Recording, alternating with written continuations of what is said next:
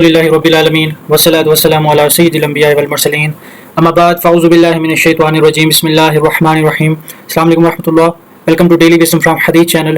آج ہم اپنا لیکچر نمبر 1 سٹارٹ کریں گے، جس کے اندر ہم صحیح بخاری کے باب نمبر 2 میں سے حدیث نمبر 25 سے 28 مکمل کریں گے۔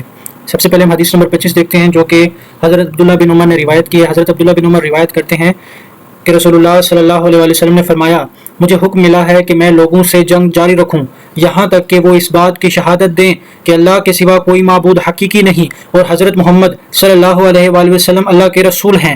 پورے آداب سے نماز ادا کریں اور زکوٰۃ دیں، اور جب وہ یہ کرنے لگیں تو انہوں نے اپنے مال و جان کو مجھ سے بچا لیا سوائے حق اسلام کے، اور ان کا حساب اللہ کے سپرد ہے۔ حدیث نمبر 26 ہم پڑھتے ہیں، جو کہ روایت کی حضرت ابو ہریرہ نے۔ حضرت ابو ہریرہ روایت کرتے ہوئے فرماتے ہیں کہ رسول اللہ صلی اللہ علیہ وآلہ وسلم سے دریافت کیا گیا، کون سا عمل افضل ہے؟ آپ صلی اللہ علیہ وآلہ وسلم نے فرمایا، اللہ اور اس کے رسول پر ایمان لانا۔ سوال کیا گیا، پھر کون سا؟ فرمایا، اللہ کی راہ میں جہاد کرنا۔ پھر پوچھا گیا، کون سا؟ فرمایا، حج مبرور، یعنی وہ حج جو قبول ہو۔ اس کے پیچھے ہم پس منظر اور رہنمائی دیکھتے ہیں، جو کہ حضرت ابو ہریرہ نے حدیث روایت کی ہے۔ تو ہمیں قرآن مجید میں ارشاد باری تعالیٰ ملتا ہے کہ اور یہ جنت ہے جس کے تم اپنے عمل کے بدلے میں وارث بنو گے۔ اسی طرح قرآن مجید میں سورۃ الحجر میں ہے کہ قسم ہے تیرے رب کی، ہم ان سے ضرور باز پرس کریں گے ہر اس چیز کی جو وہ کرتے رہے ہیں۔ اس آیت کے متعلق اکثر اہل علم کہتے ہیں کہ اس سے مراد لا الہ الا اللہ کے متعلق سوال ہونا ہے۔ نیز اللہ تعالیٰ ارشاد فرماتے ہیں سورۃ الصافات میں، ایسی ہی کامیابی کے لیے عمل کرنے والوں کو عمل کرنا چاہیے۔ حدیث نمبر 27 ہم پڑھتے ہیں، جو کہ روایت کی حضرت سعد بن ابی وقاص نے۔ حضرت سعد بن ابی وقاص روایت کرتے ہوئے کہتے ہیں کہ رسول اللہ صلی اللہ علیہ وآلہ وسلم نے چند لوگوں کو کچھ مال دیا اور وہ سعد وہاں بیٹھے تھے۔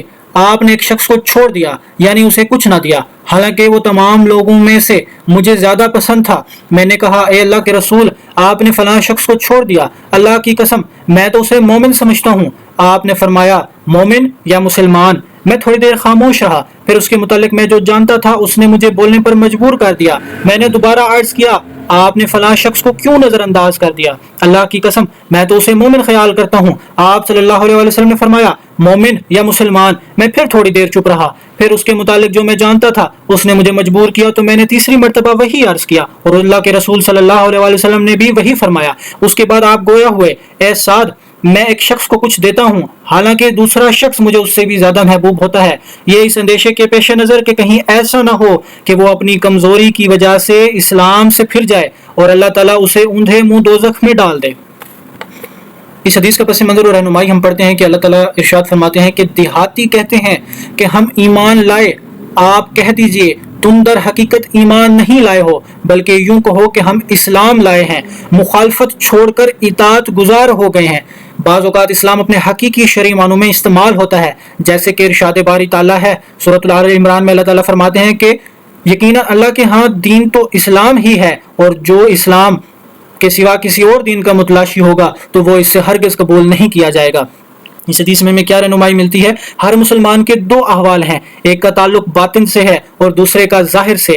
ایمان یہ باطنی امر ہے جس کا واقعی علم اللہ کے سوا کسی اور کو نہیں ہو سکتا، وہی کسی کو بتا دے تو دوسری بات ہے، البتہ کسی کے ظاہری احوال کو دیکھ کر کہ وہ مستشرع ہے، نماز روزے کا پابند ہے، کہا جا سکتا ہے کہ یہ پکا مسلمان ہے۔ حدیث نمبر 28 ہم پڑھتے ہیں کہ جو روایت کی ہے حضرت عبداللہ بن عمر نے۔ حضرت عبداللہ بن عمر روایت کرتے ہیں کہ ایک شخص نے رسول اللہ صلی اللہ علیہ وآلہ وسلم سے دریافت کیا، کون سا اسلام بہتر ہے؟ آپ نے فرمایا، تم کھانا کھلاؤ، آشنا اور نا آشنا، یعنی جسے جانتے ہو یا جسے نہیں جانتے سب کو سلام کرو۔